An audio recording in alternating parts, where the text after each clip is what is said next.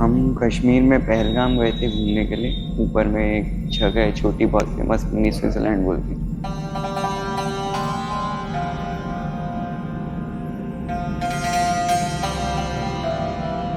तो अचानक से ही गोलीबारी आज चालू हो गई। मेरे बाजू में कोई अंकल खड़े थे, उनको गोली लगी, उनके छींटे मेरे चेहरे पे आए।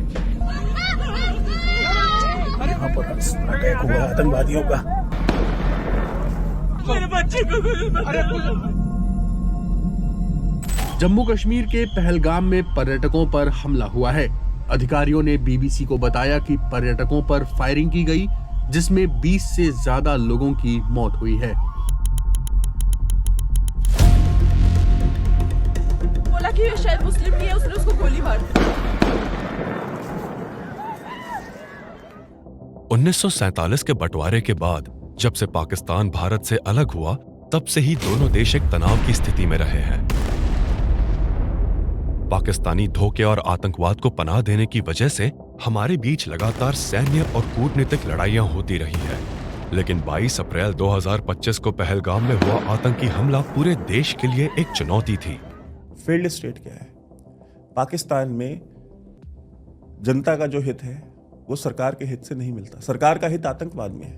पाकिस्तान अपने प्रायोजित आतंकवाद से भारत के साथ लगातार एक छद्म युद्ध कर रहा है। Well, Pakistan had decided to bleed India with 1,000 cuts. This is a stated policy of Pakistan. लेकिन इस शर्मनाक और नीच आतंकवादी हमले के बाद से भारत ने ये ठान लिया कि अब वो चुप नहीं बैठेगा, बल्कि जवाब देगा। चाहे वो युद्ध क्षेत्र में हो, आर्थिक क्षेत्र में हो या कूटनीतिक क्षेत्र में हो, भारत अब बहुआयामी स्तर पर आतंकवाद को जवाब देने के लिए तैयार हो चुका है।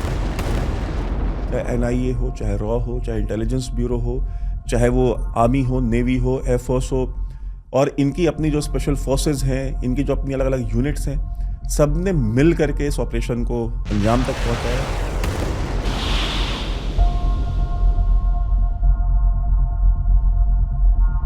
पहलगाम का हमला भारत की आत्मा को हिला गया। वो निर्दोष लोग जो जिंदगी का सबसे खूबसूरत लम्हा जीने आए थे, वो उनके लिए जिंदगी भर का दर्द बन गया। घर वालों के सामने, मेरे बहन के सामने पापा को, एक बेटी के सामने पिता को मारा गया। इस दर्द को पूरे देश ने महसूस किया था। भारत की जनता आतंक के खिलाफ एकजुट थी। अब जवाब देने की बारी थी। ऐसा जवाब जो पाकिस्तानी आतंकवाद की जड़ें हिला दे। सरकार ने सबसे पहला कदम उठाया और इंडस वाटर्स ट्रीटी रद्द कर दी। The Indus Waters Treaty of 1960 will be held in abeyance with immediate effect until Pakistan credibly and irrevocably abjures its support for cross-border terrorism. इस ट्रीटी को अगर हम अबेंस में रख लेते हैं अगले 10 साल भी, तो जो पाकिस्तान में जो कहद या सूखा जो पड़ने की जो बातें हैं, वो वर्ल्ड बैंक कहता है कि 10 साल में होगा। हमने अगर 5 साल भी रख लिया तो ये 5 साल में ही हो जाएगा।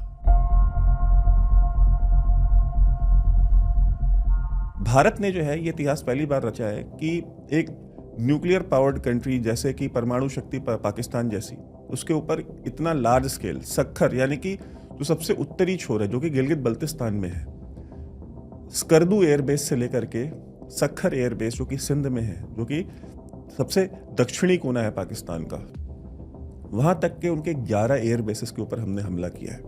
भारत के सामने कोई और विकल्प था ही नहीं। इसकी वजह से इस बार हमने कहा कि हम आपको ऐसा माकूल जवाब देंगे कि आप याद रखें, और वही हमने किया।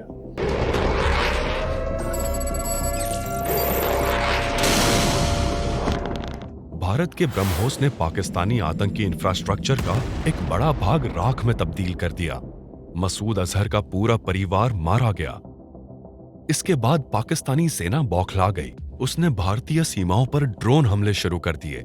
यहां से दुनिया ने देखा कि भारत की ताकत क्या है। भारत ने अपनी सीमाओं की रक्षा भी की और आतंकवादियों को प्रशिक्षण और पनाह देने वाले पाकिस्तान को मुंह तोड़ जवाब भी दिया। भारत ने पाकिस्तान का खुद को न्यूक्लियर पावर कहने का घमंड भी तोड़ दिया। सरकार का सीधा संदेश था, भारत जो युद्धग्रस्त यूक्रेन और यमन से अपने लोगों को बचाता है, अपनी धरती पर आतंक बर्दाश्त नहीं करेगा।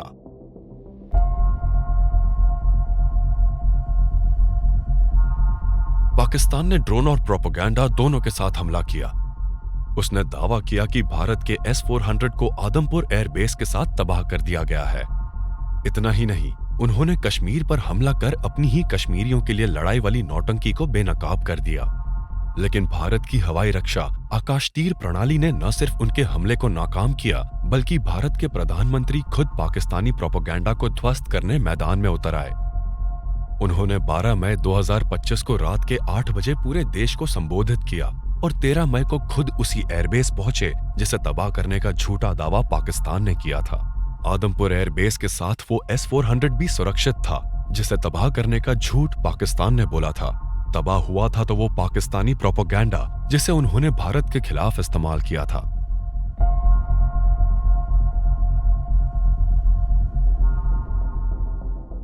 मई 10 की उस सुबह ने पाकिस्तान की नींदें उड़ा दी थी। लगातार 2 दिन से तबाही का मंजर देख रहे पाकिस्तान ने अपने गुस्से में दिल्ली को निशाना बनाते हुए एक बैलिस्टिक मिसाइल छोड़ी। भारत के एयर डिफेंस सिस्टम ने उसे हरियाणा की सीमा पर ही धराशाही कर दिया। ये दिल्ली को एक चुनौती थी जिसका जवाब ऐसा मिला कि उसके बाद पाकिस्तान की सबसे बड़ी ताकत छीन ली गई। भारत ने अपने जवाबी हमले में उसके नूर खां एयरबेस पर हमला किया, जहां एक्सपर्ट्स के मुताबिक पाकिस्तान के न्यूक्लियर हथियार रखे हुए थे। सुंदर मिश्रण, air to ground missiles, ground to ground missiles, और वो जो उसको मैं कहता हूँ ब्रह्मास्त्र, क्योंकि वो लगा जाके नूर खां बेस पे, जहाँ इनका न्यूक्लियर कमांड अथॉरिटी के नज़दीक, लगा सरगोड़ा में, लगा बुलारी में जहाँ इनके F-16s थे। एक हमने एवैक्स को नुकसान पहुँचाया, C-130 को नुकसान पहुँचाया, HQ-9, ये हिल गए। हमने अमेरिका से लेकर चीन तक की नींदें उड़ा दी। भाई उनको भी तो अपने हथियार बेचने हैं ना, और उनकी तो जो डिफेंस, जो उनकी जो इंडस्ट्री है, ठीक है, जिसको मिलिट्री इंडस्ट्रियल कॉम्प्लेक्स कहते हैं, वो बहुत बड़े हैं, वो ट्रिलियंस ऑफ डॉलर्स के हैं। अगर आकाश तीर बिकेगा तो HQ-9 कौन खरीदेगा चाइना से? और इसीलिए आप देखिए तो जो चेंगडू एविएशन जो इंडस्ट्री है, उसके जो शेयर्स हैं वो 15 से 20% गिर गए हैं इस ऑपरेशन सिंदूर के बाद, जो चाइना की जो सबसे बड़ी जो डिफेंस कंपनी है।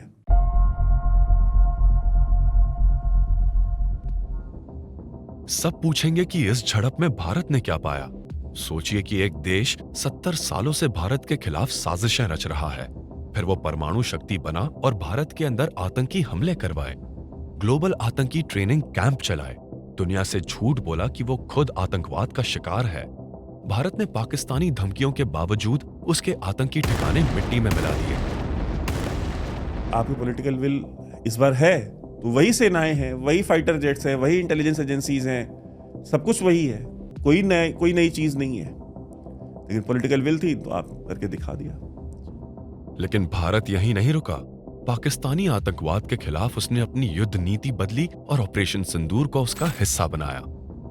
अब ऑपरेशन सिंदूर आतंक के खिलाफ भारत की नीति है। कि पाकिस्तान क्या कर रहा था कि साहब न्यूक्लियर वेपन्स के आड़ में आप you go on A terror rampage, एक आतंक का आपने सिलसिला शुरू कर रखा।